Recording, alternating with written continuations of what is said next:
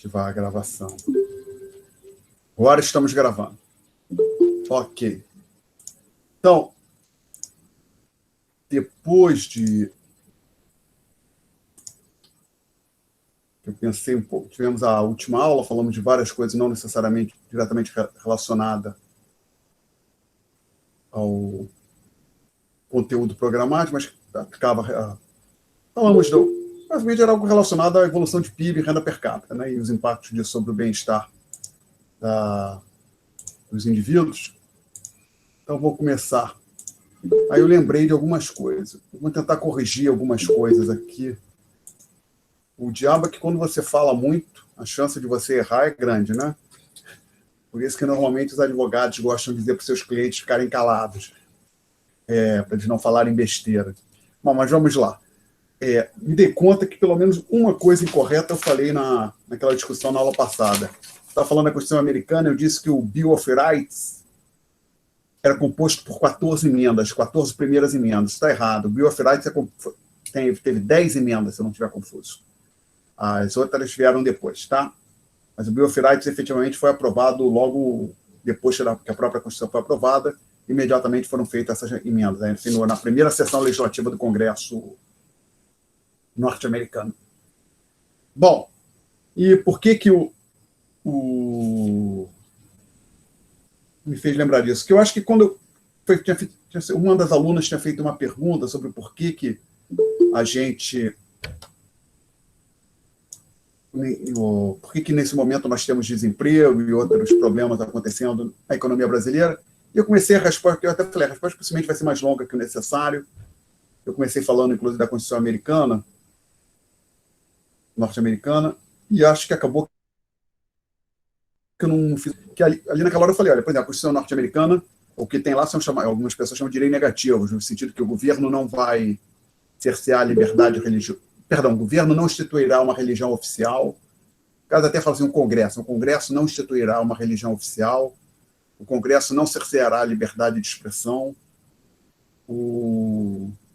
não serão cerceados os direitos de ter e portar armas, ninguém será sujeito à busca na sua residência sem uma autorização judicial e coisas desse tipo. E acho que o ponto, acho que depois eu não fiz a ponte, é que se a gente for pensar um pouco, não tem, vou colocar assim, não nos foi dado pela natureza, por Deus ou por alguma outra entidade, um direito inalienável a ter um emprego, a ter uma residência, né?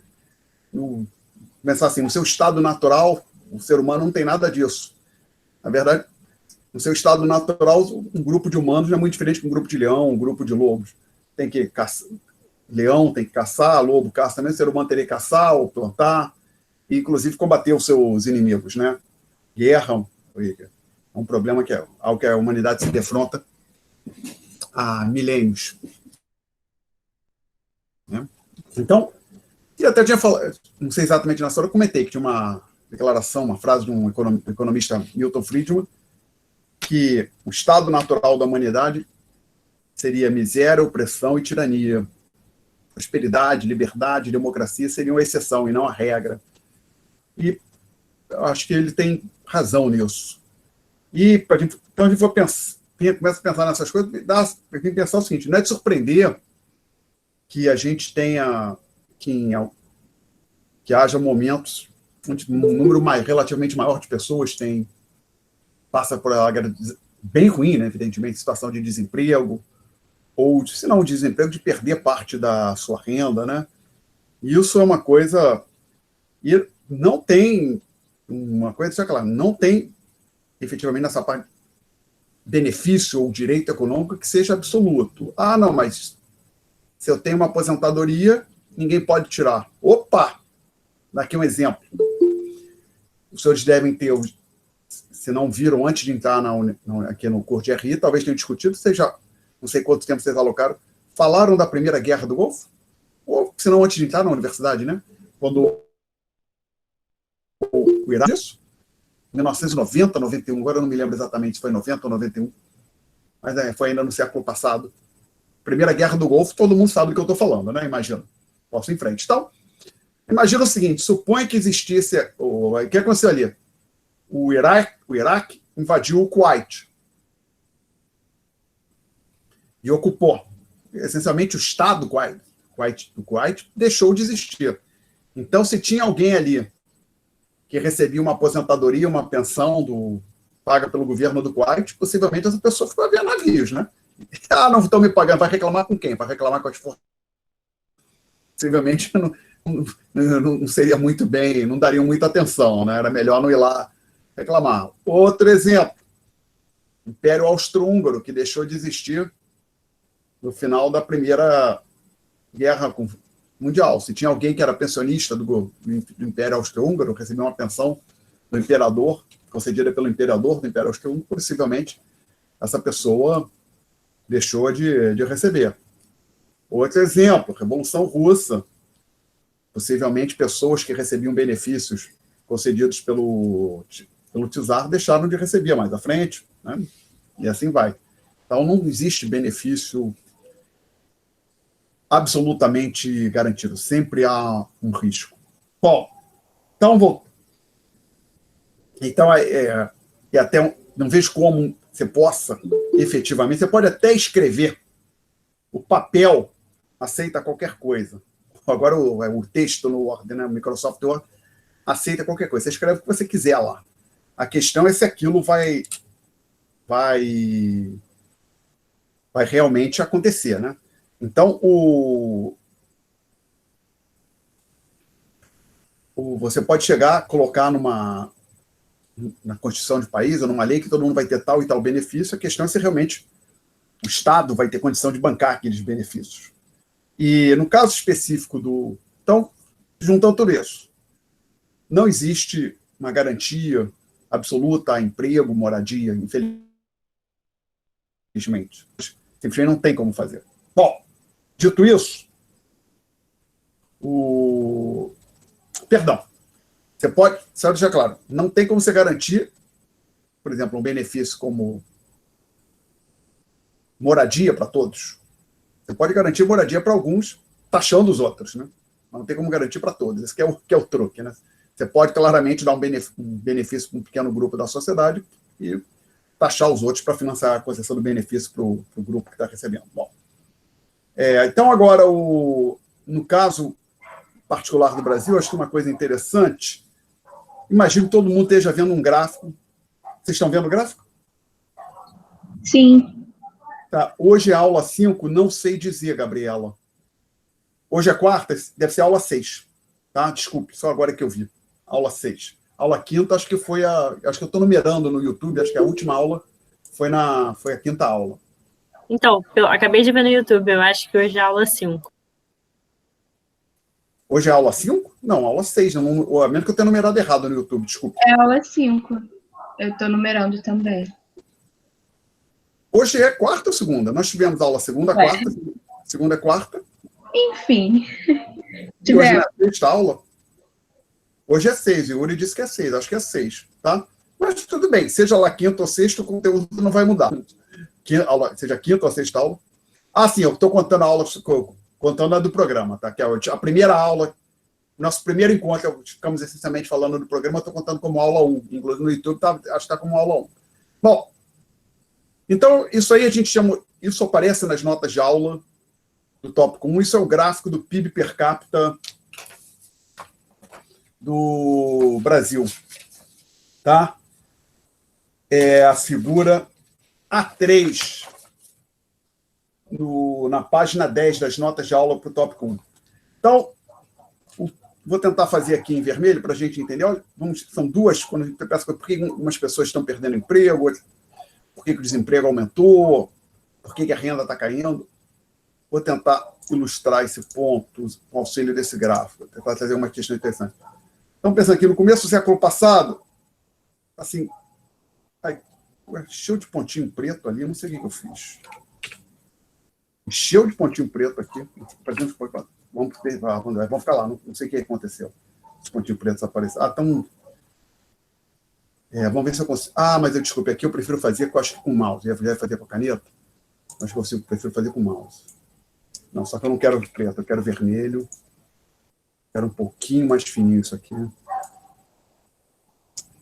Acho que assim tá razoável.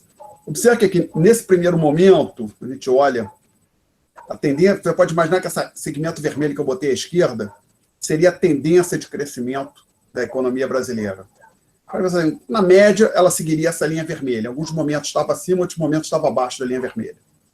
Aí o crescimento começou a se acelerar aqui, pouco meados, mas talvez aqui, saindo da Segunda Guerra. Aí nós teríamos como se a tendência estivesse por aqui assim. Tá? Aí depois houve uma queda aqui, recessão, quando houve a queda do João Goulart, esse período aqui de recessão, e o começo do regime militar. Aí uma nova tendência também de crescimento. E agora aqui ficou mais tarde. Então, a primeira coisa que a gente pode se perguntar é por que em alguns anos, décadas, em algumas décadas, essa curva vermelha, o segmento vermelho, está mais deitado, ou em outros ele está mais em pé. Isso aí, basicamente, são a pergunta. A gente está pensando o seguinte: quais são os determinantes do crescimento de longo prazo de um país? Ok? Tem muito economista estudando isso, e ninguém tem a resposta definitiva para isso. Tá? Até eu cheguei a falar em algum momento, inicialmente os economistas pensaram, não, o que determina o crescimento do país vai ser a acumulação de fatores. Depois descobri que existia outra coisa, que eu chamei de produtividade total dos fatores. O quão eficiente o país era ao combinar capital, trabalho e vários outros itens. O segundo ponto, que agora a gente pode ver olhando para esse desenho, que é uma pergunta diferente. Então, a primeira pergunta é o que faz esse segmento vermelho, que representaria uma espécie de trajetória média da economia, de longo prazo. O que faz, que em alguns, por exemplo, um espaço aqui de 20 a 1960, ela estava bem em pezinho, ficou ainda mais em pé aqui, que foi inclusive chamado milagre brasileiro aqui, e depois ficou mais deitado. Outra pergunta diferente, vou tentar agora usar outra cor aqui, talvez o verde, seja uma boa, são essas perguntas assim: o que faz que em alguns momentos, dada a linha vermelha, a economia vá acima da linha vermelha, conforme a gente vê. Deixa eu usar azul, desculpe. Nesse pedaço. Não é aqui isso não, quero isso. Como está acontecendo mais ou menos por aqui. Tá? Então, a economia, não é só que. Então, as linhas, seja qual for a linha vermelha, aqui a gente tem um momento que a economia está indo acima da linha vermelha. Tem um outro momento aqui que está indo abaixo. Aqui, só que essa que era vermelha ficou verde, né? Não era para isso ter acontecido. Voltou a ser vermelha, vai voltar a ser aqui. Pronto. Consegui. Só que essa outra aqui eu queria que fosse azul. Ai. Não sei se vou conseguir converter essa aqui em azul. Aí, essa aqui. Bom, acho que está dando para entender, né? Peço desculpas pela salada de cores. Gente. E aqui você tem outra situação, outro momento, ó, em que estamos abaixo da linha, aqui está acima. Tá? Então, em alguns momentos, a economia está indo além da sua trajetória de longo prazo, está acima da trajetória de longo prazo. Assim, são momentos de bonança econômica, relativamente à tendência de longo prazo. E eu observo que esses momentos, uma hora está acima, outra hora está abaixo, acontecem independentemente da reta vermelha ser bem em pé, outra ser quase deitada, tá legal? Então, o que acontece, se a gente for olhar aqui, vamos lá, 2015 está aqui. Isso é 16, 17, 18. O último ano é 2018. Então, aqui é 14, esse pico aqui, ó, 14, 13, 12, 11, 10. De 2010 a 2014, a economia brasileira estava bem aquecida, estava acima daquela tendência de longo prazo, o desemprego estava muito baixo ali, estava em 4,5% o desemprego, estava abaixo de 5%. Foi um momento de bonança, um bom momento para a economia brasileira. E aí veio a mais recente recessão.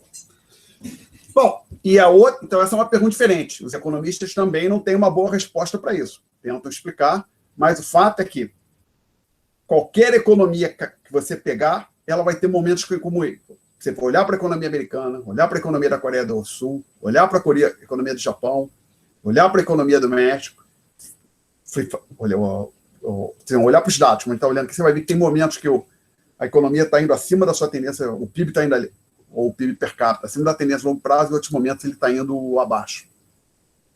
Tá? E nesse momento onde a economia está indo abaixo da tendência de longo prazo, são os momentos onde o desemprego é alto, empresas estão fechando, o número de falências aumenta, o investimento cai, investimento privado, né, no sentido, o investimento em maquinários, fábricas, por ali, tá? É outra questão que os economistas perguntam. Mas o fato é que, na trajetória se for olhar a história econômica de qualquer país, você vai encontrar eventos que vai ter um gráfico similar. Perdão, o gráfico vai ter essas características. Há momentos de crescimento mais acelerados, momentos de crescimento menos acelerado, ou seja, o que seria a reta vermelha está mais em pé, menos em pé. E em momentos, dado a reta vermelha, em que a economia vai acima da tendência de longo prazo, momentos que ela vai abaixo. Perguntas, senhores. Vou admitir uma aluna e tem a Maria Vitória. Aí a Beatriz fez uma pergunta. Sobre a China. Vamos lá. China. Fato é, a China começou a crescer quando ela começou a sair daquela chamada economia de planejamento central, com planos, não sei se eram planos quinquenais, mas tinha uma economia organizada um sistema similar ao que tinha surgido na União Soviética no começo da década, final da década de 20, começo da década de 30, os chamados planos quinquenais, economia de planejamento central. Quando ela começou a sair desse sistema, ela começou a crescer. Mas o que não está claro para mim é o quão duradouro é esse crescimento chinês. Então, por que eu estou dizendo isso? Porque a China saiu de um patamar muito baixo. O PIB na Argentina, a China estava estagnada há muitos anos. Aí ela não tinha economia de mercado. Aí começou a criar mercados, mesmo num regime de partido, como existe até hoje, partido único, o chamado Partido Comunista Chinês ainda é o único partido político da China. É natural que tenha Então, a minha pergunta que eu me coloco deixa eu tentar colocar agora aqui vou fechar esse gráfico, já encerrou a discussão. O que eu estou pensando aqui é o seguinte. Vamos pensar. Eu quero botar aqui o sketchbook. Esse aqui. Para facilitar a discussão, vamos supor que tem uma economia onde o PIB não cresce, tá? Podemos estar falando do PIB per capita também, vamos usar aqui, mas pode ser o PIB, se você preferir. Suponha que a população é constante. Aí o PIB desse país está constante nesse patamar aqui, que eu vou chamar de Y1. Aí nessa data T grande aqui, alguns economistas muito inteligentes, se é que isso existe, vamos fazer de conta que existe economista inteligente, eles chegam lá, procuram o governo, crescer de uma ditadura, uma democracia, e dizem, olha, a gente tem aqui uma proposta de política econômica maravilhosa que vai dobrar o PIB. Implementa essa política que o PIB dobra. Eu gostei, vou fazer. Então, não vou fazer dobrar, mas aumenta consideravelmente. Tudo bem. Vai passar do patamar Y1 para o patamar Y2. Aí, dali para frente, a economia passa para o PIB Y2. Tá? O ponto é, seja lá o que está sendo feito, a economia não vai dar esse pulo do jeito que eu coloquei aqui no gráfico. O que eu estou querendo dizer? O que vai efetivamente acontecer, possivelmente, é que você implementa a reforma na data T e vai haver um período de transição da data grande, digamos, vai até essa data T linha grande, onde o PIB vai gradualmente crescendo assim, ó. Ok? Aí pronto, atinge o patamar aqui. Todo mundo entendeu o que eu quis dizer aqui com esse gráfico? Assim, ou seja, os benefícios da reforma, seja ela qual for, não se integralizam instantaneamente, numa fração de segundo ou no mês. Vai ter um período, uma reforma relevante, por exemplo, se você... antiga, quando privatizaram o sistema de telecomunicações, telefonia no Brasil, não aconteceu de um dia para outro, todo mundo passou a ter telefone, não. O serviço foi melhorando gradualmente ao longo dos anos, né? Por exemplo, que antes de eu ir para os Estados Unidos, linha de telefone fixo ainda se colocava em inventário. Tinha gente que comprava, pessoas mais abastadas compravam 2 imóveis, aí alugava o segundo. Pessoas que não eram tão abastadas, mas tinham dinheiro, tinha uma linha telefônica em casa, compravam uma segunda linha para se alugava a linha telefônica, literalmente. Tá? Bom, então, o que eu imagino que a China fez muitas reformas, ao invés de uma, e essas reformas foram jogando seu PIB para frente. Então, a minha curiosidade, eu poderia fazer esse gráfico um pouco mais complicado. Você pode até imaginar aqui o seguinte. Tem uma economia aqui com uma... O PIB vem seguindo essa trajetória, aí numa certa data T grande ela faz uma reforma,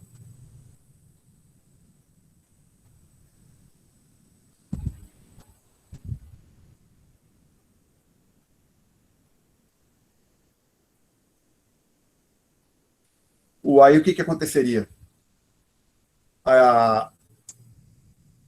Eu quero aí essa linha aqui tem a mesma inclinação. Então, estou tirando a hipótese. A economia vinha crescendo, mas graças à reforma que foi feita ali na data T grande, a economia passa por um período de transição até que ela volta a crescer ao ritmo que ela vinha crescendo antes. Tá? Então, eu imagino o seguinte, tendo em vista a quantidade de reformas que a China fez, ela teve um boom, período de crescimento mais acelerado, e a dúvida que surge é qual vai ser a taxa de crescimento de longo prazo da China. Depois que ela fez muitas reformas, então, assim, claramente, a economia eu imagino que a economia chinesa continuará crescendo, mas acho que não vai ser as taxas que ela cresceu nos últimos 20, 30 anos. Possivelmente vai crescer mais vagarosamente, tá? Agora, a gente vai ter que aguardar para ver o que acontece com a China. Tá? Agora, as medidas a serem tomadas para manter esse nível de crescimento. Ops, pergunta difícil, Beatriz. Essa é a pergunta de $1 milhão ou 100 milhões de dólares. Quem tem a resposta para isso é o Prêmio Nobel. Tá? Eu não pretendo, acho que eu não tenho a resposta. Eu digo algumas coisas que um país não deve fazer. Tá? E, infelizmente, o Brasil está fazendo aquilo que não deveria fazer. Uma delas, o Brasil precisa equacionar a sua situação fiscal. Mais perguntas? Não? Então, eu vou apagar esse quadro e a gente vai voltar para as notas de aula, das quais nós deixamos de lado por algum momento. E vamos, então, entrar no tópico 2, que é a gente vai falar de índices de preço. Aqui é ponto e índice, o acento aqui. Índice de preços e inflação. Então, vamos considerar a seguinte pergunta. Como podemos comparar o poder de compra de R$100 em janeiro de 2002 com o seu poder de compra hoje? Tá? O livro, ele fala, ao invés de falar poder de compra de R$100, ele fala o salário de um jogador de beisebol em 1931 e 2010. Quer comparar. Então, basicamente, quem é que é mais rico? Um jogador de beisebol em 1931 ou um jogador de beisebol em 2010? Então, o nosso problema é o seguinte, estamos falando de R$100.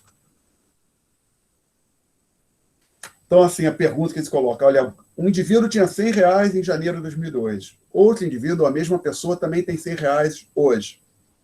Quem poderia comprar mais? Tudo bem, o sujeito em 2002 poderia comprar mais. O quão mais ele poderia comprar? Então, a ferramenta que a gente precisa para responder essa pergunta é o índice um índice de preços. Estou falando do índice de preços. Você pode interpretar, de maneira simplificada, o índice de preço como sendo um preço médio de vários índices, de vários preços na economia. Vamos discutir isso com mais detalhe. O livro enfatiza o IPC, que é o Índice de Preço ao Consumidor dos Estados Unidos.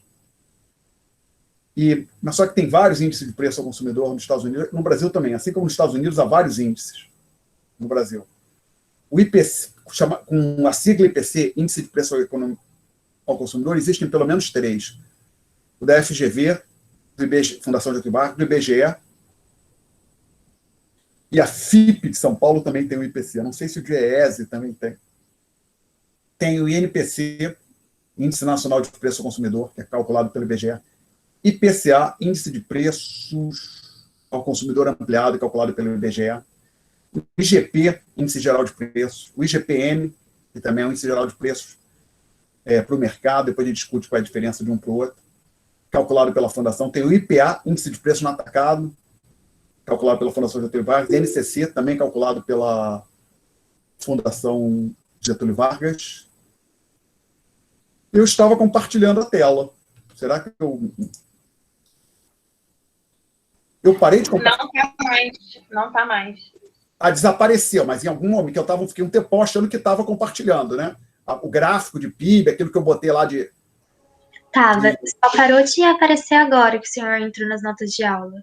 Tá. Então O gráfico do PIB apareceu. Desculpa. Voltou?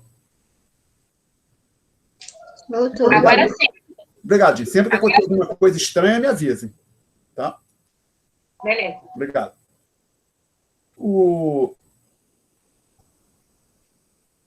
Então, nós vamos falar... Desculpe.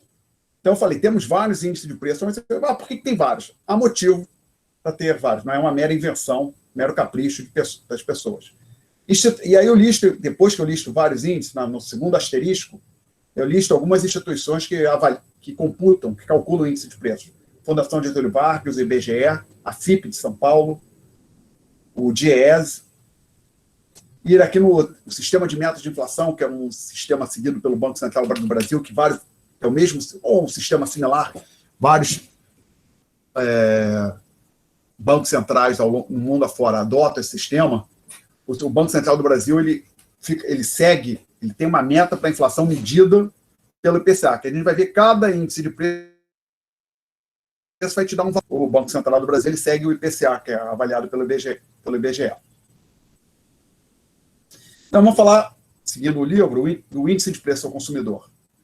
Aí eu menciono na primeira bolota, aqui no caso a última bolota da página 1, que os procedimentos abaixo, que a gente vai discutir, também se aplicam para os outros índices. A ideia é a mesma para qualquer índice de preço. Então, virando a página, como é calculado o índice de preço ao consumidor? Ideia básica é acompanhar o custo de aquisição de uma cesta de bens. Então, o que é uma cesta? É um conjunto, uma lista de... Bem, então, eu vou falar uma cesta, alguma coisa do tipo 3 tubos de pasta de dente, 1 quilo de contrafilé, meio quilo de peito de frango, 1 dúzia de ovos, 2 dúzias de banana, 3 rolos de papel higiênico, 1 caixa de sabão em pó de marca tal. Tá? Então, isso é uma cesta de bens. Aí eu apresento aqui algumas variáveis. Por exemplo, X, um valor monetário qualquer, por exemplo, R$50. X é um valor monetário genérico. Então, tem um X, aí eu digo que tem um VT. O que é o VT? É o preço da cesta de bens na data T. Então, a ideia é o seguinte, eu tenho uma cesta, tenho, digamos, lista 10 bens, com quantidades variadas para cada um desses 10 bens. O que é esse VT? O quanto eu gastaria se eu fosse comprar essa cesta na data T de tatu, o subscrito T. Então, mais à frente, nós vamos dar alguns exemplos. Podemos deixar claro. Suponha que a cesta tem 2 bens, batata e cebola. Vamos lá. A cesta compra com 2 unidades de batata, 3 unidades de cebola, ou 2 quilos de batata, 3 quilos de cebola. E o preço da batata é 4, e o preço da cebola é 5. Então, o custo de aquisição da cesta, então, uma certa data T, seria 8, que é 4 vezes 2, mais 15. Vou botar aqui os valores completos. 4 vezes 2 mais 5 vezes 3. Quantidade de batata vezes o preço da batata, quantidade de cebola vezes o preço da cebola, então é 15 mais 8, conhecido como 23. Tá? Então, o VT, então, à medida que você vai variando o T, mudando, avançando no tempo, você vai acompanhando, recalculando o V. Agora, o que é essa fração aqui? Ela vai desempenhar um papel importante para a gente. É a quantidade de cestas que é possível comprar na data T com a quantia X. O que você está querendo dizer? Você supõe, por exemplo, que X seja 200 e que V é igual a 50. Quantas cestas eu consigo comprar? 4, não é isso? E que é justamente a fração 200 sobre 50. Tá? Então, a qualquer momento que eu fixei esse valor monetário, então, quando eu divido por VT, eu posso saber quantas cestas aquele valor monetário que está fixo compra a cada data.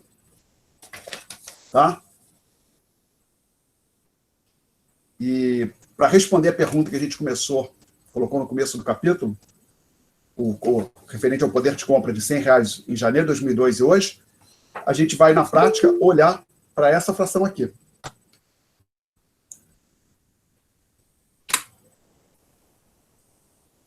Posso apagar o quadro? Não há protestos, então vou apagar. Então, eu coloco aqui, procedimento de cálculo. Como é que a gente calcula o índice de preço ao consumidor? Etapa 1. Você define a cesta. Tá? Você escolhe uma cesta. O que isso quer dizer? Olha, a minha cesta ela é composta por 5 dúzias de ovos, 1 quilo de carne de primeira, 1 quilo de carne de segunda, meia dúzia de batatas, 5 quilos de arroz, 6 quilos de feijão. Então, tem mas isso cai do céu? Não. Tem um negócio chamado POF, Pesquisa de Orçamento Familiar. Um levantamento é feito e aí vê, por exemplo, uma família que tem renda de 1 a 8 salários mínimos, que tipo de gasto ela tem? Então, isso é levado em consideração. Então, a ideia é que você tenta montar uma cesta, quando você vai definir a cesta, você tenta montar uma cesta que seja minimamente representativa dos gastos de uma família, de um tipo de unidade consumidora que você definiu. Então, é por isso que tem vários tipos de índice.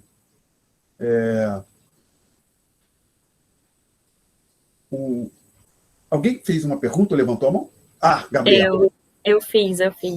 Então, X por VT é a fração que diz e que compara o quanto é possível e que compara o poder de compra em 2 datas diferentes? Exatamente. Você poderia, por exemplo, supõe que estivesse olhando no ano... Eu fiquei confusa com a definição que está na folhinha. Supõe que eu comparasse isso aqui, onde o númerozinho é mês, tá? Aqui eu estaria comparando o poder de compra de X em janeiro com o poder de compra de X em dezembro. Tá ok? Tá respondido, Gabriel? A gente vai discutir mais detalhes, mas é essa a ideia, tá? E é isso que a gente vai usar para responder a pergunta colocada no começo do capítulo. Então, uma das razões de você ter vários índices é que você tem, por exemplo, aí não sei exatamente qual deles, que é feito para acompanhar os gastos de uma família com renda de 1 a 8 salários mínimos. Outro é feito para acompanhar os gastos de uma família com renda de 1 até 30 salários mínimos. Tem variação. Então, você vai ter um índice que é específico para a cidade do Rio de Janeiro, depende de quem está apurando. Outro índice que vai ser específico para a cidade de São Paulo, outro específico para Belo Horizonte, assim vai. Tá? O aluguel, às vezes, é levado, dependendo do índice, é levado em conta. Tá? Então, a primeira etapa é definir a cesta. A segunda etapa envolve coletar o preço de cada componente da cesta. Isso é uma coisa custosa, né? Basicamente, cada entidade dessa que computa os preços, que for pensar, o preço da batata. Você vai no supermercado, é um preço. Você vai em outro supermercado, é outro preço. Vai um dia, é um preço. Vai no outro dia, é outro preço. Vai na feira, é outro preço. Então, basicamente, eles têm várias pessoas, um grupo de pessoas que saem visitando supermercados, feira livre, levantando os preços, fazem vários registros de preço para calcular uma espécie de média do preço de cada bem. Tá? Aí, depois que você avalia o preço de cada bem, eu estou falando do item 2, você vai para o item 3. Então, você já definiu a cesta, tá? Agora você avaliou o preço de cada item que entrou na cesta.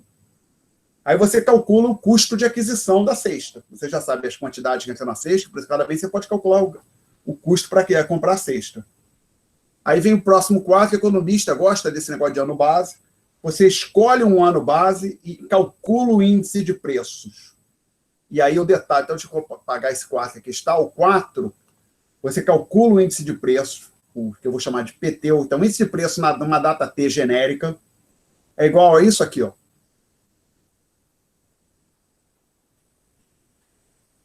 De novo, 100 está aqui só para uma questão de escala. Para que B é uma data que é a data base, o ano base, tá certo? E o PT é o VT sobre o VB. Então, por exemplo, PB é igual a 100, que PB é VB sobre VB vezes 100, que é o próprio número 100, que vai ser 1 vezes 100. Então, no ano base, o índice sempre é igual a 100. Então, na data, que aqui ele está falando que o Menkel está pressupondo que o índice de preço é computado anualmente. Usualmente, na verdade, os índices de preço são computados mensalmente. O IPC, o IPCA, o IGP, o IGPM são computados mês a mês. Tá? E alguma pergunta até aqui, gente? Não? Então, a gente vê... Vamos passar aqui para o próximo ponto, que é o item 5. No item 5, a gente diz que vai calcular a taxa de inflação. Antes de eu começar a escrever por cima, posso apagar o quadro?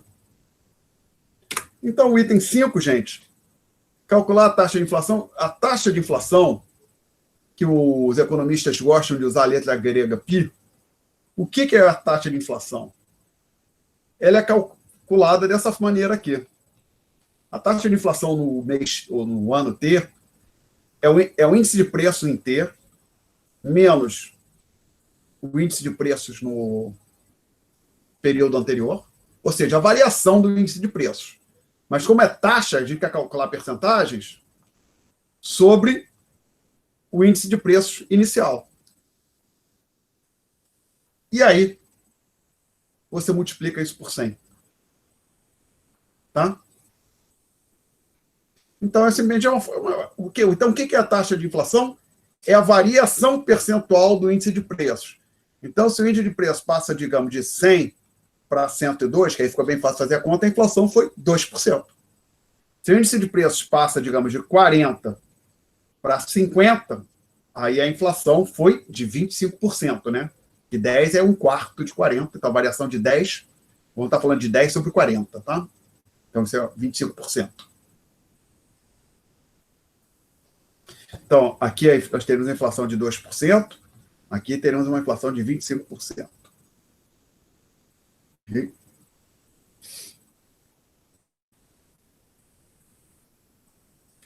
Aí, tem um ponto interessante. Posso apagar esses números aqui embaixo à direita? Vou abrir essa barra de ferramenta com a qual sempre me enrolo. Vamos ver se eu não me enrolo hoje. Ou neste momento. Ó, já me enrolei, tem que chamá-la de volta. Não sei porquê. Devia ter batido ali antes de fechar, eu acho. Aí então a gente disse, eu faço uma outra continha aqui. Obviamente, observe que essa fração que aqui está, esse PT sobre PT menos 1 dividido PT menos 1, na verdade, pode ser escrito assim, ó. Menos 1, né? Propriedade básica das frações, vezes 100. Tá? Pode escrever de computar de um jeito ou de outro. Tanto faz. Você pode usar a fórmula de baixo ou de cima. Aí eu chamo aqui a atenção uma coisa interessante. Eu gosto disso. Por que eu gosto disso? Porque vamos aqui, não me custa nada reescrever. Eu tinha falado para vocês, quando a gente estava falando de deflator do PIB, que eu não gostava do 100. Lembra? O 100 apareceu uma questão de escala. E agora então, continuo não gostando do 100, que apareceu de novo aqui, eu preferia não ter. E digo mais, eu não gosto de dividir por VB. Eu pessoalmente, gosto de pensar em índice de preço só como eu penso quando eu penso no índice de preços desse jeito aqui. Como só o custo de aquisição. Não é isso, tá? Não é. O índice de preço é isso que a gente está falando aqui, computado de acordo com esta fórmula aqui. Mas para tudo que eu faço, eu penso no índice de preço como sendo o valor de aquisição da cesta. Eu não gosto de dividir, multiplicar por 100, nem dividir pelo valor da cesta no ano base. Acho que, para mim, me atrapalha mais do que ajuda. Em particular, na hora que você vai calcular a inflação, é irrelevante. Por que que eu estou dizendo isso? Posso apagar o quadro? O que eu observo aqui é o seguinte. Se você for avaliar esse pedacinho aqui, essa fração, ela pode ser escrita da seguinte maneira. Eu até... fui rápido demais. Eu apaguei o... Vamos botar o 100 aqui, né? Que não tem nas notas de aula. Aqui dá para cortar também.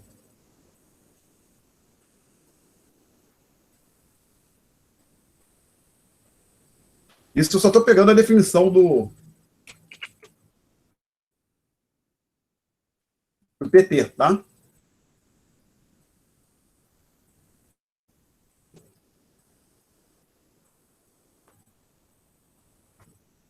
Agora observa o seguinte.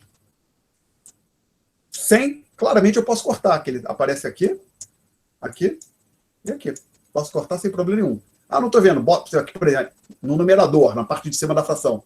Poderíamos botar o 100 em evidência e cortar com 100 do denominador, tá? E o VB é a mesma coisa. Basicamente, você pode pensar assim, pode multiplicar embaixo e em cima a fração por VB. Ia cancelar. Vou botar outra cor. Este VB, tudo isso aqui é ir embora. E quando você cancela esses termos, na verdade, isso aqui, você conclui que essa fração que está aqui à esquerda, na verdade, ela é igual... Vou cortar ali um pedacinho para ter um pouquinho mais de espaço para escrever. Simplesmente isso aqui.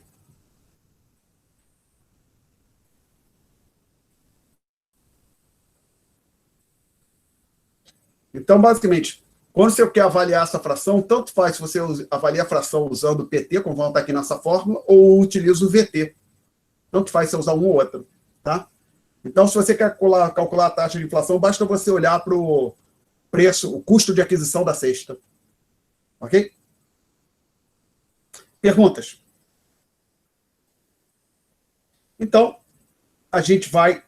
Não temos perguntas, a gente vai lidar com um exemplo. Eu posso apagar o quadro? Aí a Gabriela fez uma pergunta. Desculpe, Gabriela, tem 8 minutos que você fez a pergunta e eu não vi. Então, vamos lá, gente. E aí, você levantou a mão também. Desculpe, Gabriela. Às vezes eu não vejo o... Essa mão é que eu esqueci de abaixar. Não, se as pessoas fazendo uma pergunta, alguém fizer a pergunta e demorar a responder, por favor, se manifeste oralmente. As safras, sim, vão influenciar. Que, por exemplo, no momento que tem um problema, tem uma geada que aí isso afeta a produção de tomate, aí o tomate fica escasso, o preço do tomate sobe, e o tomate está na cesta, isso vai impactar o índice de preço, tá legal? Então, teve um momento no final do ano passado que falou, a inflação está subindo muito, mas porque eu acho que o preço do arroz tinha subido muito e isso estava no índice de preço. Isso influencia, tá legal? Bom, então a gente vai atacar o exemplo que tem na página 205 do nosso texto do manual do Menkel. Vou deixar o meu aberto aqui. Então, a gente vai seguir aquele roteiro que ele deu, etapas 1, 2, 3, 4 e 5. Vou apagar o quadro. E as etapas 1, 2, 3, 4 e 5. Então, vamos lá. Primeira etapa, 1, definir a cesta. Aí o nosso amigo Menkel colocou 2 bens, cachorro-quente e hambúrguer. É que eu vou chamar, para não ficar escrevendo cachorro-quente e hambúrguer, chama cachorro-quente de C e o hambúrguer de H. E tem que, além de especificar quais são os bens, tem que dizer a quantidade de cada bem. Então, ele coloca 4 unidades de cachorro-quente, 2 unidades de hambúrguer. Então, escolheu os 2 bens, o bem C e o bem H, e disse que quantidade do C é 4, quantidade do H é 2. Então, o Q aqui é para quantidade. Tá? Então, a cesta está montada, uma cesta bem simples, com 2 bens somente. As cestas dos índices reais têm um número muito maior de bens, evidentemente. 2. Desculpe, não, etapa 2, né? O 2. Coletar preços. Então, o MEI que eu considero 3 anos.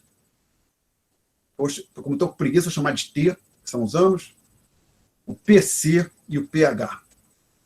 As quantidades estão fixas agora. Eu fixei a cesta, essas quantidades não mudam, até ser refeita, feita uma nova pesquisa de orçamento familiar. Aí, então, temos aqui 2010, 2011, 2012. É 0. Aí os preços. 1, 2, 3. 2, 3, 4. Então, foram apurados os preços. Etapa 3. Calcular o custo da cesta em cada ano.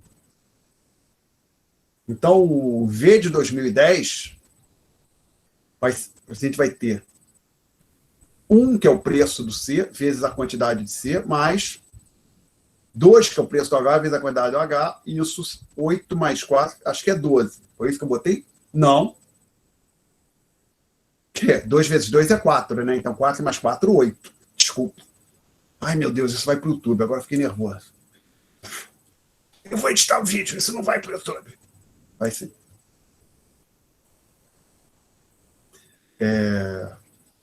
Aí para 2011.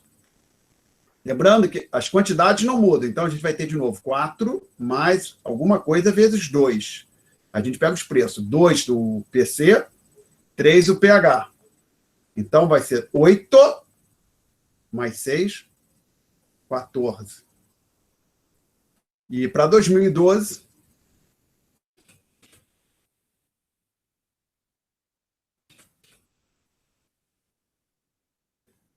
quantidades estão fixas. A gente tem que olhar os preços. 3 vezes... Então, vai ser 3 vezes 4 mais 4 vezes 2. Então, vai ser 12 mais 8, se eu não estiver confuso, é 20, que é o que foi escrito nas notas de aula, tá? Eu nunca gostaria de marcar alguma coisa aqui em vermelho. Só que, não vou marcar em vermelho, porque a caneta vermelha simplesmente sumiu. Ah, não está aqui, apareceu. Vou botar esse V de 2012 na linha de baixo. Melhorar para o próximo ano. Então, etapa 4, agora que a gente calculou esses valores, nós vamos definir um ano base.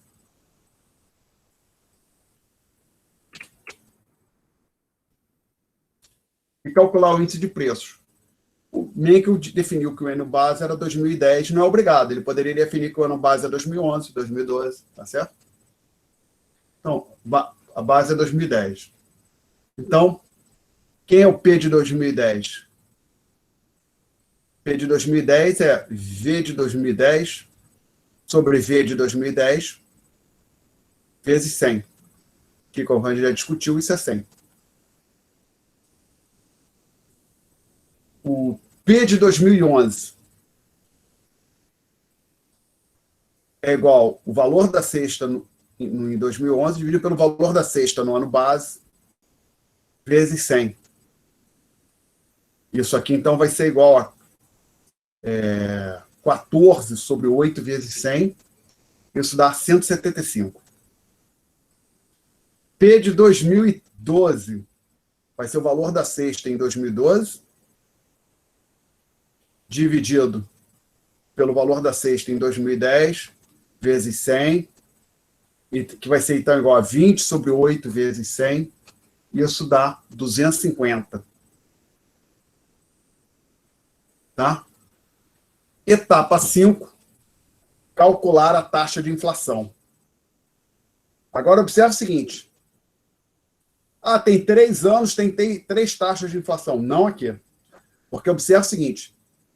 E quando eu falo a variação, então, por exemplo, se eu quero ver a variação do meu salário de 2019 para 2020, quantas variações eu tenho? Se eu só tenho a informação 2009 e 2020. Uma variação, né? Então, a gente perde, assim, você perde um ano.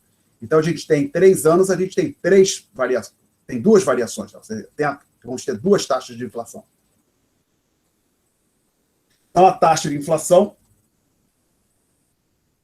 Estou ficando nesse quadro, é um pouco pequeno. Gostaria que ele fosse maior, mas não há como mudar isso. Posso apagar o quadro, gente? Os valores tem todos na nota de aula, né? Ninguém reclamou, então eu vou apagar. Então a gente vai para a etapa 5, que envolve calcular as taxas de inflação. Então, a gente tem 2 taxas de inflação para calcular. A de 2011 e a de 2012. Então, a inflação em 2011 vai ser igual ao índice de preço de 2011 menos o índice de preço de 2010, dividido pelo índice de preços de 2010, vezes 100. Que então vai ser igual a 175 menos 100 sobre 100 vezes 100, e aí isso dá 75% cravado. 75%. E a inflação de 2012? Aí alguém diz, é 150%. Não, que é de 2011 para 2012. A inflação de 2012 é o índice de preço de 2012, menos o índice de preço de 2011, dividido pelo índice de preço de 2011, vezes 100, que vai ser igual a 250 menos 175, dividido por 175, vezes 100. Isso dá aproximadamente 42,9%.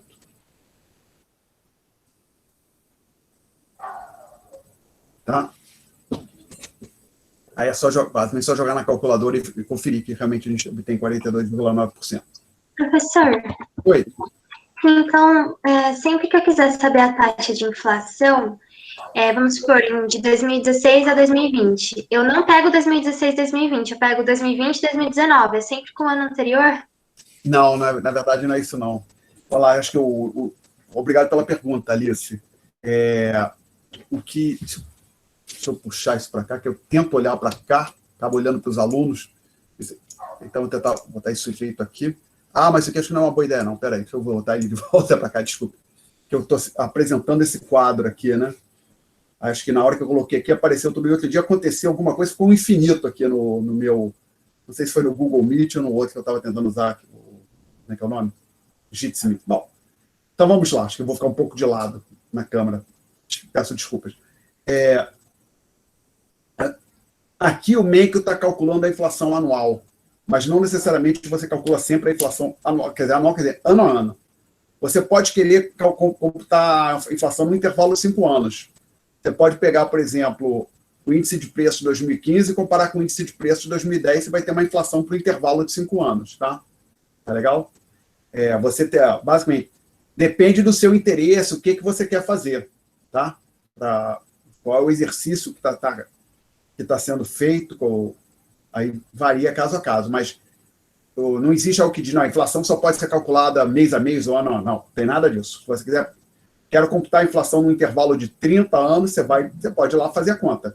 Então, por exemplo, eu quero computar a inflação de 1970 a 2000, você vai fazer o seguinte, você vai pegar um indicador de preços para o ano de 2000, subtrair do indicador de preço para 1970, dividir pelo nível de preço de 1970 e multiplicar por 100. Aí você tem a taxa de inflação para esse intervalo aí de 30 anos, tá legal? Ok? Mais perguntas, gente?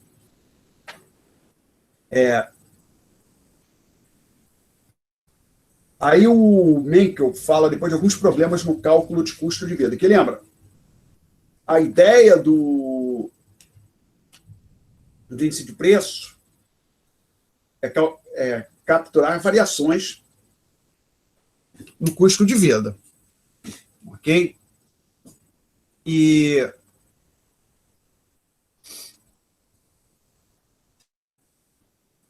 não é um indicador perfeito. Por quê? Nós temos alguns problemas. Primeiro deles, tendência à substituição. O que isso quer dizer? Observe que nesse exercício que a gente fez aqui, que inclusive a gente seguiu o roteiro que o Menkel mencionou, que é exatamente isso que é feito, a gente calculou isso aqui. Essas quantidades QC e QH estavam fixas. Mas se o preço de um dos bens começa a subir muito mais que o do outro, os consumidores ajustam as quantidades que eles consomem. Então, eu estou querendo dizer o seguinte: suponha que é feita uma pesquisa de avaliação do padrão de consumo, do que as famílias compram, com muito cuidado, pesquisa muito séria, e chega à conclusão: olha, a gente tem que colocar para esse tipo de família aqui, família, digamos, com 1 a 10 salários mínimos, 5 quilos de frango e 5 quilos de contrafilé na cesta. Mas alguma coisa acontece que o preço do frango sobe muito mais que o preço da carne. As pessoas vão passar a consumir relativamente menos frango, consumir relativamente mais carne. Então, quer dizer o seguinte: na hora que os preços variam e não variam na mesma taxa, usualmente, por exemplo, um cresce 2%, outro cresce 20%, ou um cresce 20%, ou outro cai 1%, essas quantidades deveriam ser ajustadas, só que elas não são. A gente fixa as quantidades e vai apurando o índice de preços, tá? Então, por conta desse efeito, quando você divulga a taxa de inflação é de 5%, o que seria a taxa de inflação verdadeira para um consumidor que fosse originalmente representado por aquela cesta de bens subjacente ao índice, seria menor, possivelmente um pouco menor que 5%. Ok? Perguntas? Segundo ponto, surgimento de novos bens. Posso apagar o quadro? Essa é uma questão difícil, teoricamente, de lidar. Por quê? Por quê, Alexandre? Por exemplo,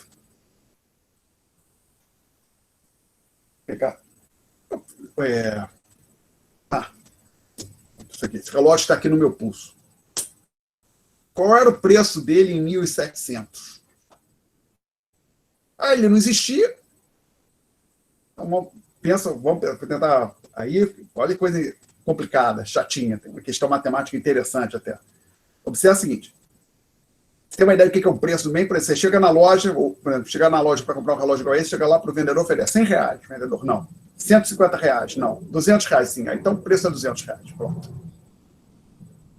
Agora, suponha que em 1.700 alguém chegasse numa relojoaria, ou qualquer outro local, mas numa relojoaria, e falasse: olha, aquele relógio que vai existir daqui a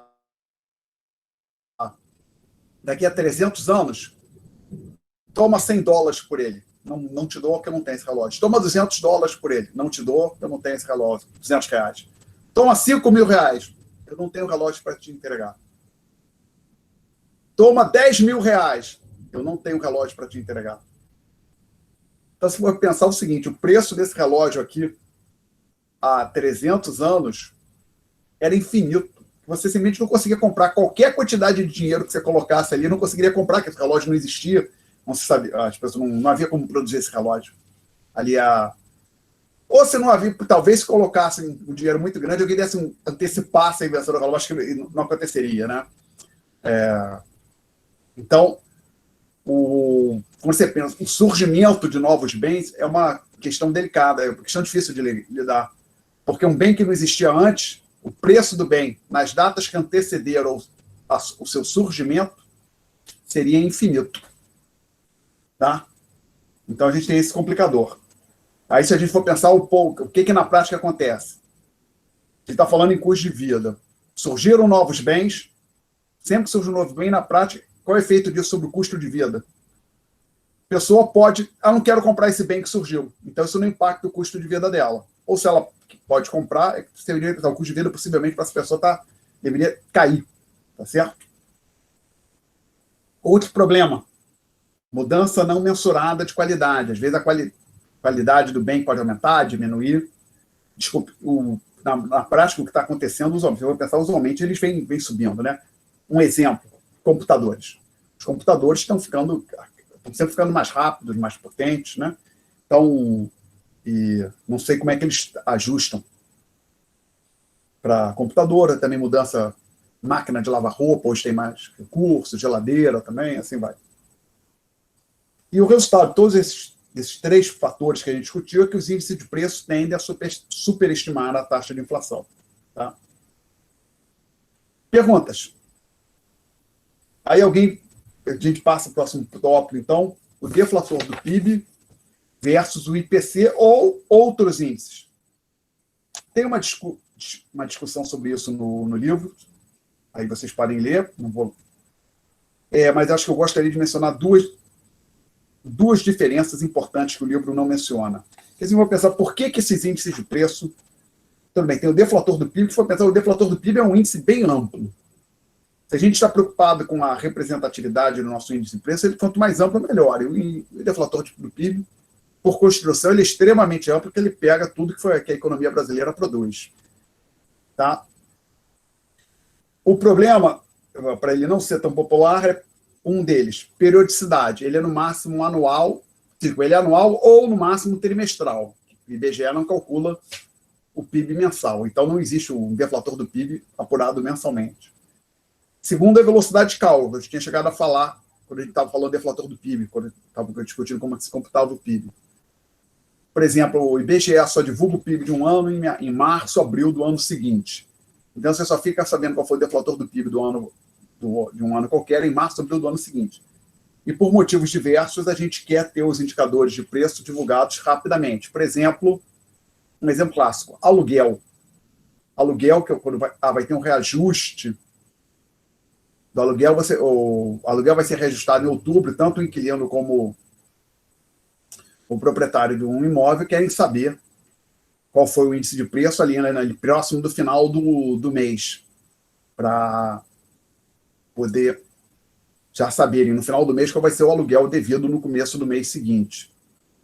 Outro exemplo também, muitos ativos financeiros são atrelados à inflação, ou o índice de preço. Por exemplo, aplicações ou títulos do governo brasileiro, por exemplo, ou não só do governo brasileiro, mas no caso do governo brasileiro, que o título público assim, ele paga juros, uma taxa de juros que é o IGPM mais 1% ao mês, ou mais 0,5% ao mês, ou IGPM mais 2% ao ano, uma coisa desse tipo. Então, você precisa ter o índice de preços disponível no momento que o título vai ser resgatado, né? Que o governo vai pagar o detentor do título, do pagamento. Outro, desculpa, aí que bom que a gente surge aqui pode falar da diferença do IGP da Fundação Getúlio Vargas para o IGPM.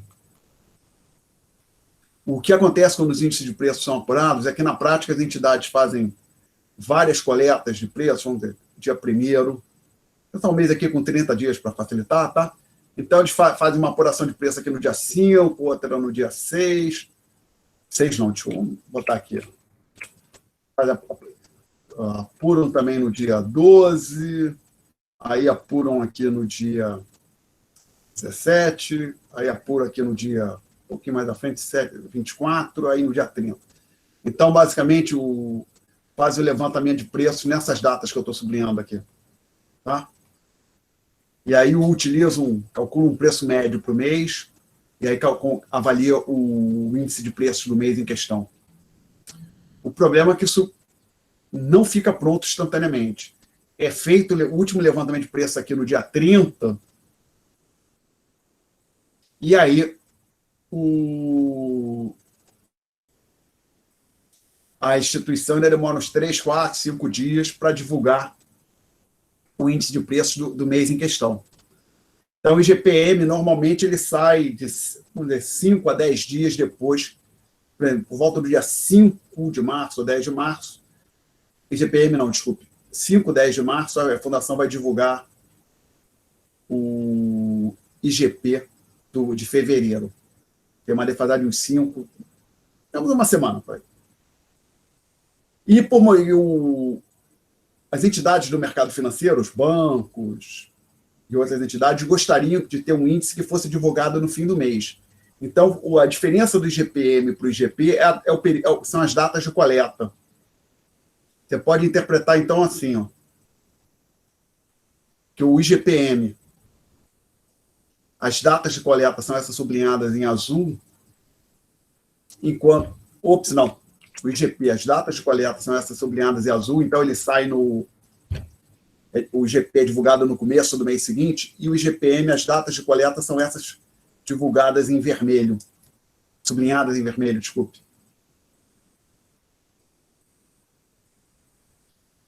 Ah, desculpe, teria que ter o 30 aqui. Não, 24 de novo, aqui eu me enganei, desculpe, perdão. Tenho que apagar isso aqui, desculpe.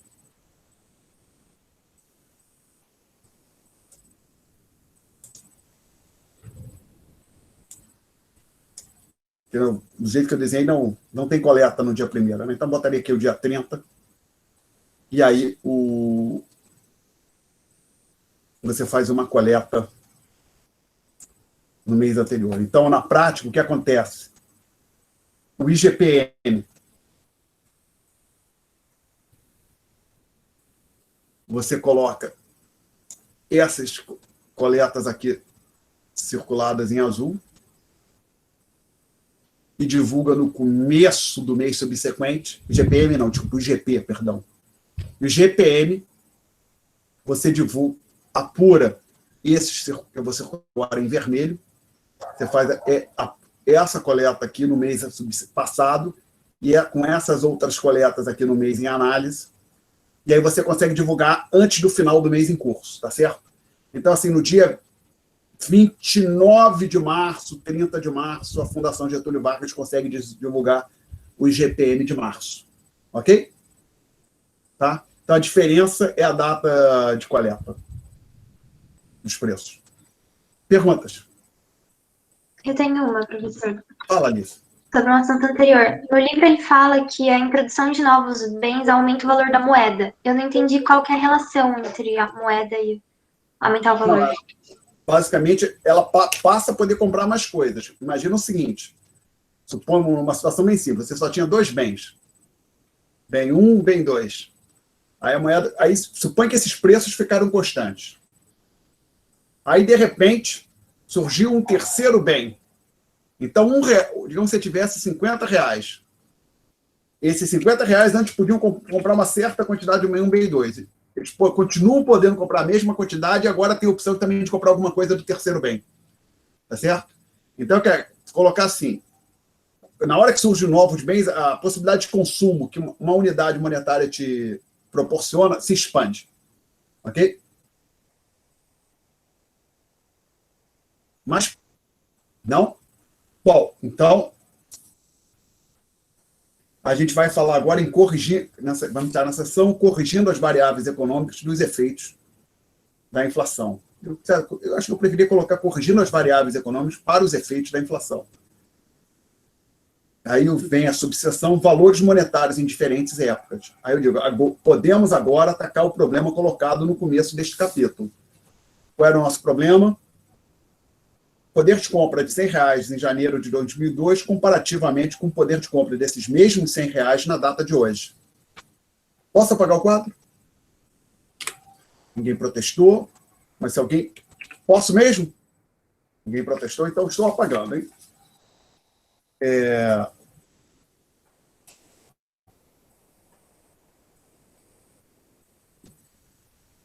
Vamos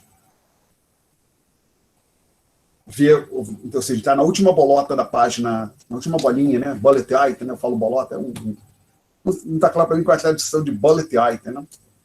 Aí eu acabo falando bolota. A última bolinha da página 3. Aí eu digo, ó, agora vou generalizar o problema, tá? Que eu falei em R$100, 2002, hoje, eu vou generalizar.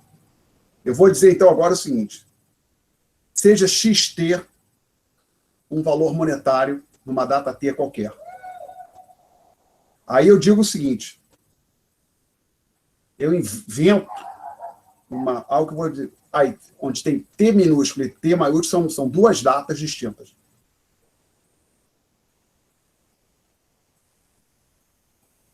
Aí eu digo, invento isso aqui, ó.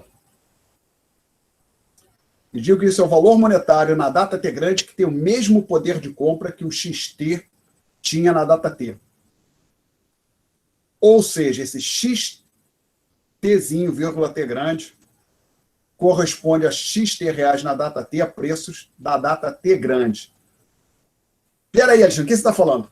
É melhor colocar a fórmula, fica mais claro.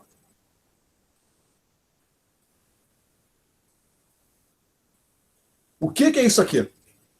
Isso aqui é uma quantidade, um valor monetário dividido pelo preço da cesta, quantidade de cesta numa certa data, tá legal? Lembra que quando a gente falou, se eu tenho 100 reais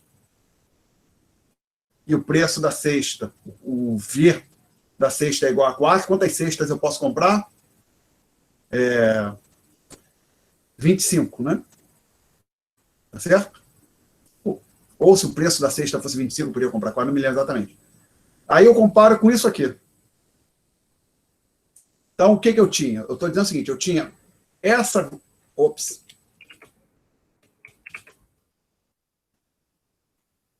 Eu tinha esse XT aqui, dividido pelo preço da cesta. Aí eu tenho também esse preço da cesta na data T grande, e eu quero que essa nova quantidade monetária aqui, esse novo valor monetário, se relacione com essa variável que está aqui já dividindo e essa outra fração da seguinte maneira, de forma que eu tenha igualdade. Então, se essa igualdade aqui for satisfeita, o que a gente está dizendo? Eu estou dizendo aqui, se, por exemplo, aqui for 100 e aqui é 25, aqui seria 5, colocando assim. Vou apagar. Vou botar em vermelho para não confundir. Vou botar valores aqui.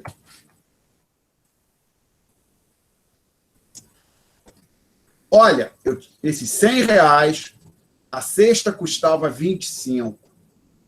Agora a cesta está custando 50. Quantos reais eu preciso ter aqui na data T grande para comprar a mesma quantidade de cesta? Olha, aqui eu estava comprando 4 cestas. Para comprar 4 cestas, como ela está custando 50, eu preciso de 200.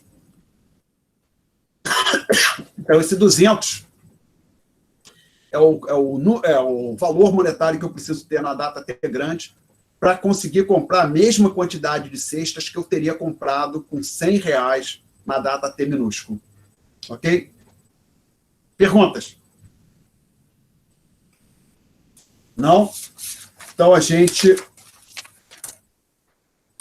Desculpa, professor, eu entendi, eu respondi, né, que era do sétimo, mas não entendi por quê. Eu respondi automaticamente, mas não entendi por quê. Pode ser, por favor? Vamos lá. Observe o seguinte, olhando para aquilo que está escrito ali no quadro, colocando valores, tá? Os valores em vermelho. Suponha que eu tinha 100 reais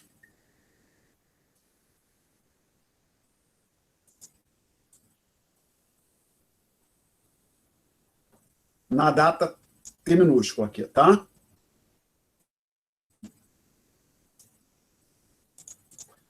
E o preço da cesta era 25. Então, essa fração aqui é igual a 4. Tá ok? Ou seja, na data T minúscula, Milena, eu conseguia comprar 4 cestas.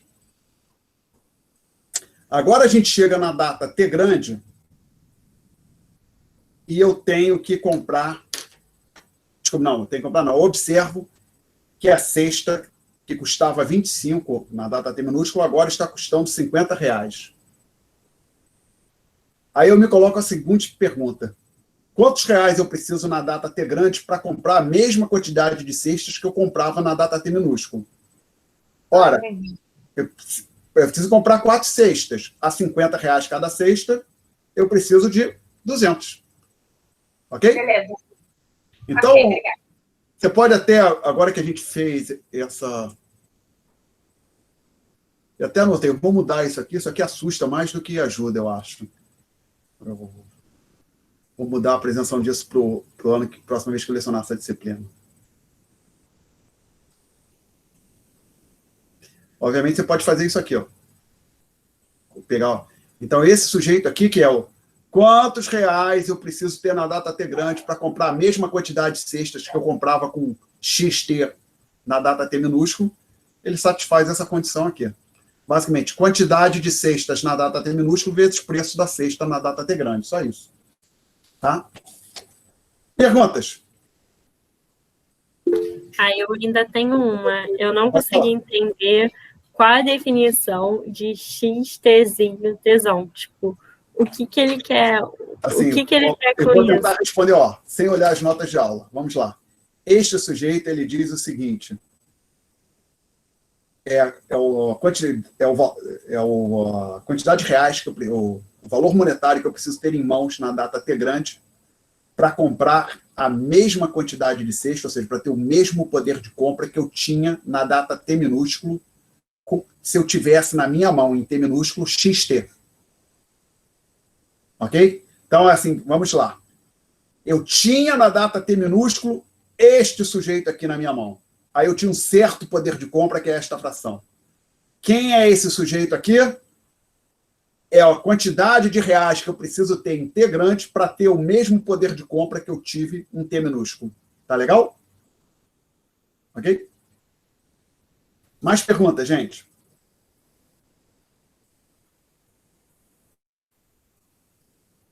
Posso apagar o quadro?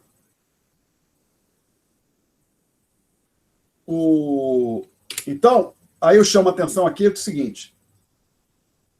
Agora, observe o seguinte, eu já tinha feito essa conta aqui.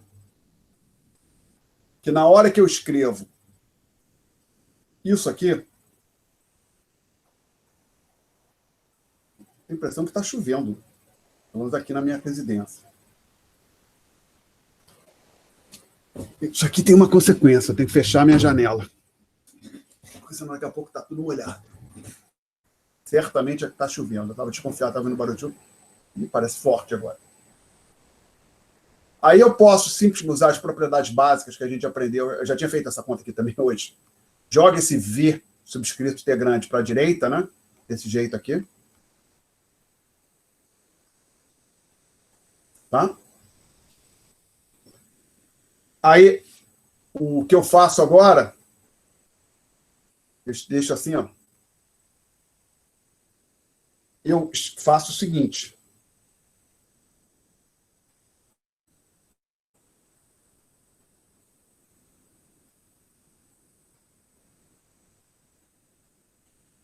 Eu multiplico aqui embaixo por 100.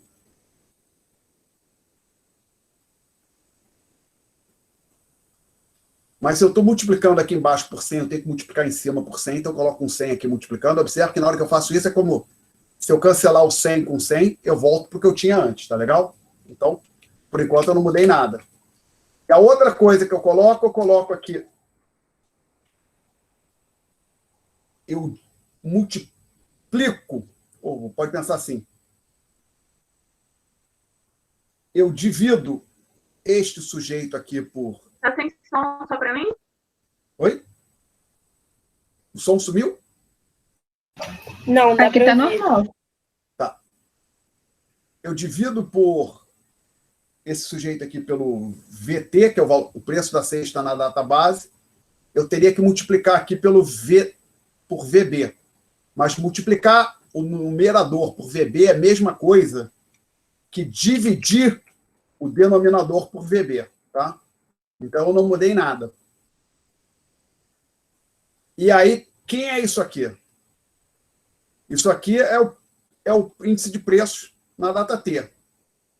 Este aqui é o índice de preços na data T grande. Então, esse sujeitinho aqui ele pode ser escrito dessa outra maneira aqui. É esse sujeito dividido pelo PT vezes o P subscrito T grande. Tá legal? Pode ser escrito dessa forma. Então, esse X com dois subscritos, Tzinho e T grande, ele é igual ao X subscrito T dividido pelo PT vezes o PT com T subscrito aqui é grande, né, maiúsculo. Então, a última igualdade é utilizada, essa aqui, é utilizada frequentemente para se corrigir valores monetários pela inflação. Vou pensar o que nós queríamos fazer aqui, no exercício no começo do capítulo. A gente queria fazer a correção daqueles R$100 pela inflação. de forma a manter o poder de compra dele constante. Você pode interpretar assim, se você quisesse. Aí eu dou um exemplo. Deixa eu apagar aqui. Um exemplo. Suponha que... Olha, desculpa. Falei aqui um negócio, acho que não está muito bom. Eu falei algo que, olha, é a mesma coisa que a gente tinha antes, é corrigir o valor monetário de R$100. Não é isso não. A gente não está corrigindo o valor monetário de R$100 pela inflação, porque a gente está falando R$100 em janeiro de 2002 versus R$100 na data de hoje, tá? Então apaga aquilo que eu falei, peço desculpas. Estava pensando uma coisa, acabei misturando duas coisas que são um pouco distintas, são relacionadas, mas são distintas. Então agora, aqui acontece o seguinte, eu dou um exemplo. Suponha que W de 2.000 é igual a 1.000. W é uma notação comum para salário, que vem de wage, do inglês. Então, esse W de 2.000 é um salário do trabalhador, ou de algum trabalhador, no ano 2000. Preço, o índice de preços em 2000 igual a 500. Aí o índice de preços em 2010 igual a 800. Qual o valor do salário em 2010 que teria o mesmo poder de compra que o salário de 2000 teve, evidentemente, em 2000? Então, a gente está querendo calcular isso aqui. Pode pensar assim. É o salário de 2000 dividido pelo índice de preço de 2000 vezes o índice de preço de 2010. E aí, nesse exercício particular, é só plugar os valores e fazer a conta. Você conclui que é 1.600. Tá? Então, o salário... Com esses preços, com esses dois valores para o índice de preço que eu coloquei aqui, para que o trabalhador tivesse o mesmo poder de compra em 2010 que ele tinha em 2000, ele precisava estar ganhando 1.600. Se ele estiver ganhando mais do que 1.600, o poder de compra dele aumentou. Se ele estiver ganhando menos do que 1.600, o poder de compra caiu. Aí eu chamo até a atenção. Se nós conhecêssemos o valor do salário em 2010, suponha que alguém chega e diz para você, olha, o salário, na verdade, o salário de 2010 era 1.400. Até pela conta que a gente já fez, a gente sabe, o poder de compra caiu. Então, a gente diz que o salário real decresceu. O que é o salário real? O salário real é isso aqui, ó. É o salário no mês ou no ano dividido pelo índice de preço. O salário real é só essa a razão. O salário não pode interpretar, então, assim, o que é o salário real? É o poder de compra do salário nominal. Pode interpretar dessa maneira. Perguntas? Então, agora nós vamos falar, senhores, de indexação. Uma variável econômica é indexada quando ela é automaticamente corrigida pela inflação. Por exemplo, contratos de aluguel de imóveis, com frequência, eles são indexados ao IGPM. Acho também, às vezes, serviço público, né? NET, assinatura de TV a cabo, acho também corrigido pelo IGPM, mas já não tenho certeza. Aí pode variar. E títulos públicos. Esses são atrelados a vários índices. A títulos da dívida pública, que são corrigidos pela IGPM, outros pelo IPCA. Tá? Então, basicamente, dizer que uma variável é indexada quer dizer que com alguma periodicidade mensal, anual, aluguel é anual. Apura-se a inflação e o valor especificado no contrato é corrigido, definido. Então, por exemplo, havia um aluguel de R$1.000, o IGPM foi 10%, o aluguel passa automaticamente para 1.100. Obviamente, o locatário e o locador podem também negociar. Né? Perguntas? Bom, então agora a gente vai falar de taxas de juros reais e nominais. É uma diferença importante. Vamos tentar deixar isso da maneira mais simples possível aqui.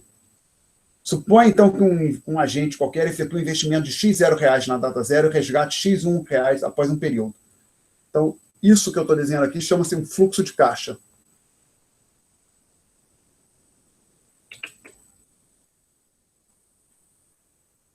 Seta para baixo é um desembolso, seta para cima é um recebimento. Então, a pessoa desembolsa X0, resgata X1. Por exemplo, ela desembolsou R$100 e resgatou 110 no espaço de um ano ou um mês. Tá?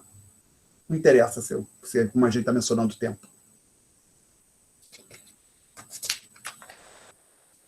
A taxa nominal de juros, então está em itálico, então nós temos definido o conceito de taxa nominal de juros, denotada pelo R maiúsculo, ela satisfaz a igualdade 1.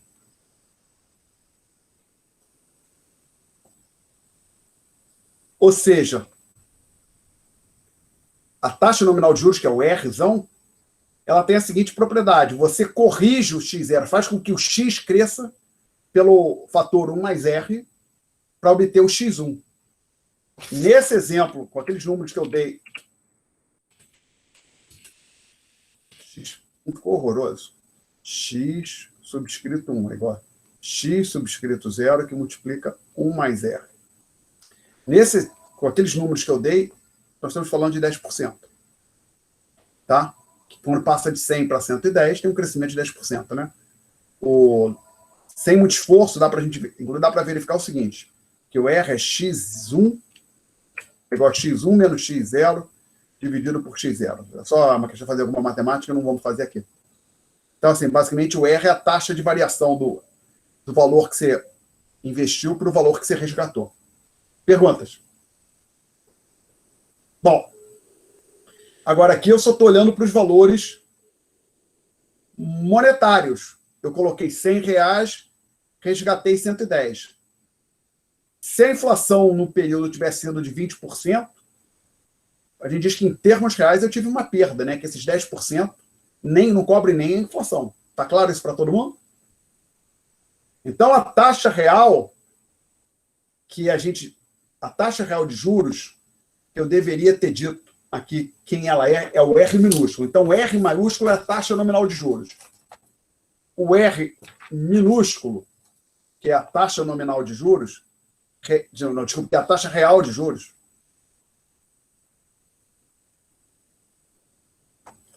ela satisfaz a condição 2.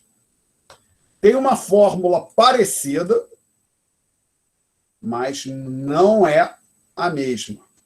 Mas a lógica é a mesma. Só que ao invés de olhar para a variação dos valores monetários, você olha para a variação na prática do poder de compra. A taxa nominal de juros, ela tem essa propriedade aqui. Taxa real, desculpe.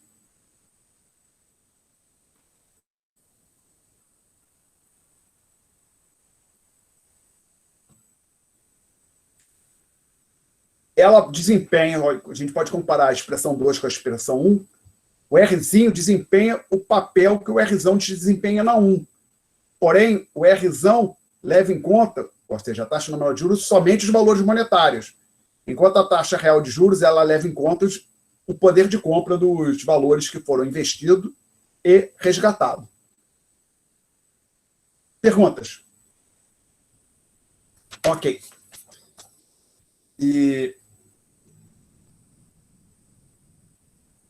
Aí eu menciono o seguinte. Posso apagar o quadro? É possível mostrar que 3. Vamos escrever aqui as equações que a gente vai usar. 1, x1 igual a x0, que multiplicam mais R. Equação 2, x1 sobre P1 é igual a x0 sobre P0. Opa, aqui eu errei. Na equação 1 é um R maiúsculo. Eu botei minúsculo. Aqui esse R é maiúsculo.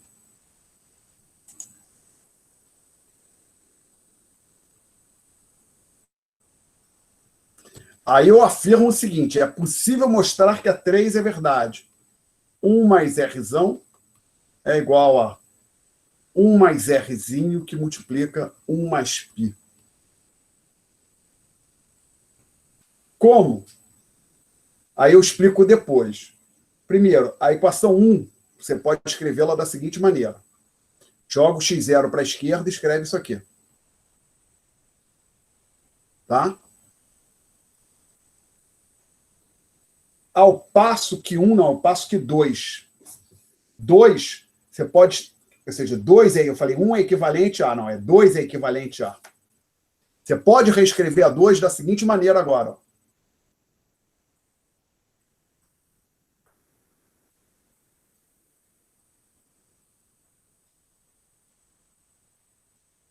Desse jeito. Aí combina essas duas igualdades, você pode agora escrever o seguinte: 1 mais Rzão é igual a P1 sobre P0, que multiplica 1 mais Rzinho. Tá claro? Agora, quem é a taxa de inflação? Vou fazer um rascunho aqui. Taxa de inflação entre a data 1 e a data 0 é isso aqui, ó. Na forma unitária, tá? Sem multiplicar por 100. Então, 0,1 aqui seria 10%, ou 10% você escreve 0,1. Ora, isso aqui é igual a P1 sobre P0 menos 1.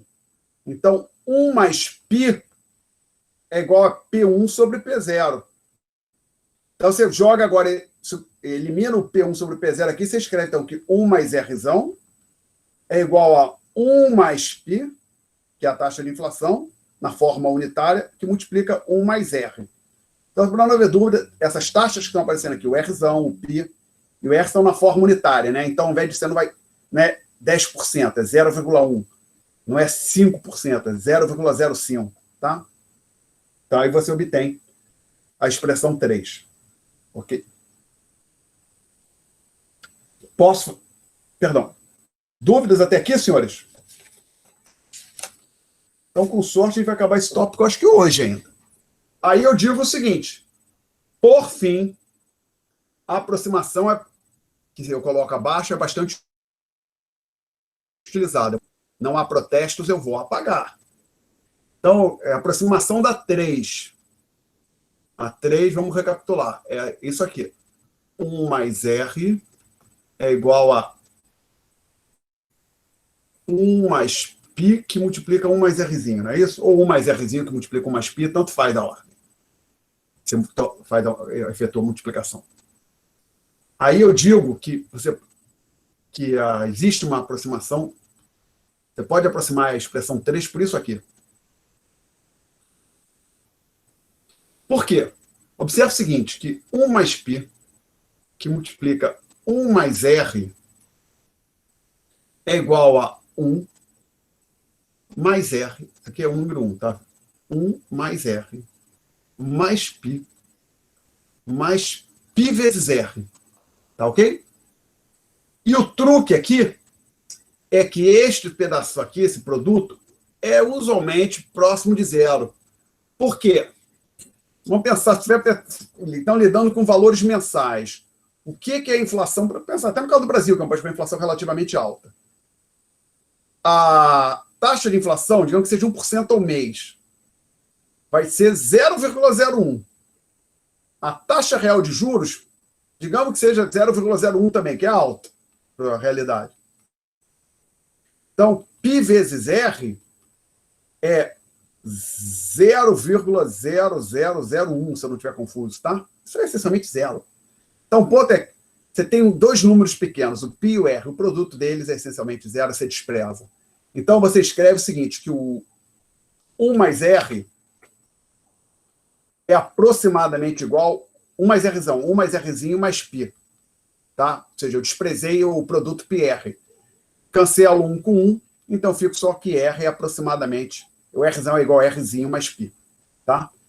Muitos livros textos utilizam isso. Mas, estritamente falando, a relação entre taxa nominal de juros, taxa de inflação e taxa real, matemática, a forma precisa é essa. Isso aqui é uma aproximação. Então, mais vezes você vai ver, por exemplo, o Manuel Krugman-Obstfeld, que eu menciono, eles trabalham com isso aqui o tempo inteiro, tá? Mas é uma aproximação. Perguntas? A gente vira para a última página. Sugestão. Acesse os sites do IPEA, Data, do Banco Mundial e do FMI, tem links para isso no website. Eu menciono, desculpa, embaixo, né? Para obter estatísticas sobre as taxas de inflação no Brasil e em outros países, tá? Vocês querem ver a taxa de inflação no Brasil? Temos 5 minutos ainda. Então, assim, a matéria aqui acabou, vocês já podem ler esse capítulo e fazer a lista. Vamos minimizar esse aqui, então eu vou... Vamos lá, abrir isso aqui. Então, estamos indo no meu website. Aí você clica na parte de ensino, clica em Economia Internacional para RI, links diversos. E, por exemplo, o IPEA Data é um site bem útil. IPEA Data. E você pode baixar os dados em Excel. Eu gosto muito do IPEA Data. E tem a opção de fazer uma busca. Vou fazer aqui, vamos ver se eu colocar inflação, o que acontece.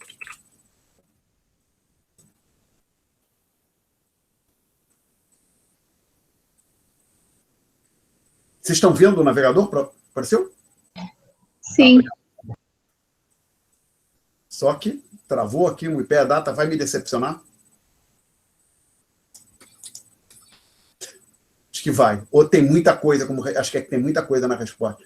Ó, quantidade de coisa que o IPEA Data dá aqui de resposta. Vou tentar aumentar, talvez esteja pequeno para vocês.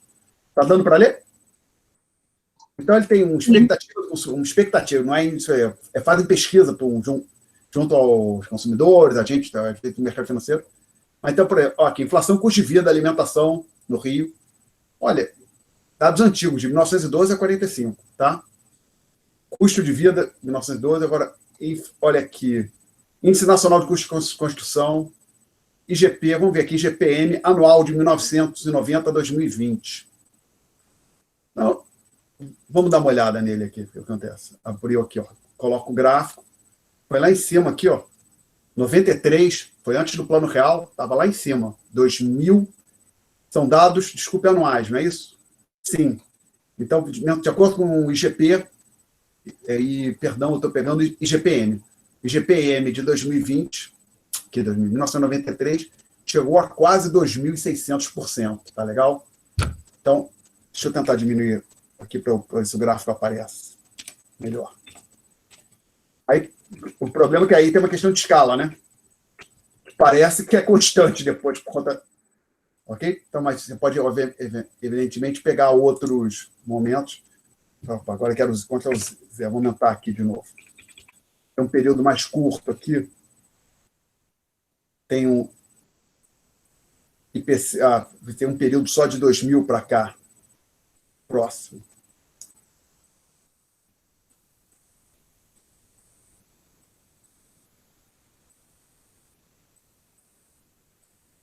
Não, só tem uma página, desculpa. Então é isso aqui. Inflação, ele colocou isso aqui.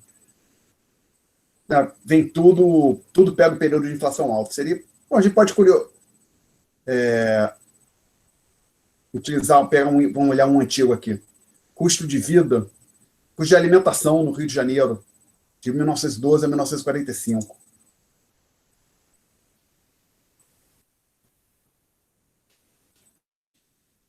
Aqui.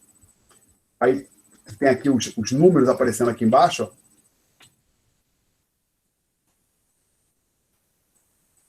Ó. Ops, só que aqui eu aumentei demais. Os números aparecem aqui, você pode ver.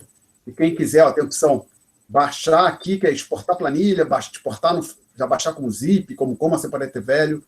Acho que Excel é nesse aqui. Tendo nessa primeira casinha aqui, você ia baixar algo no formato XLS para Excel. Ok? Perguntas? Bom, aí obviamente quem tiver curiosidade pode ir lá ver o que aconteceu com o Brasil, pegar dados de outros países também, teria que... Talvez do próprio PData tenha indicadores para outros países, mas usualmente para olhar para... Se você quer olhar vários países, é melhor procurar Banco Mundial, FMI. Tá? Perguntas, senhores? Dúvidas? Não? Então, acho que a gente está parando por aqui. Eu vou interromper a gravação.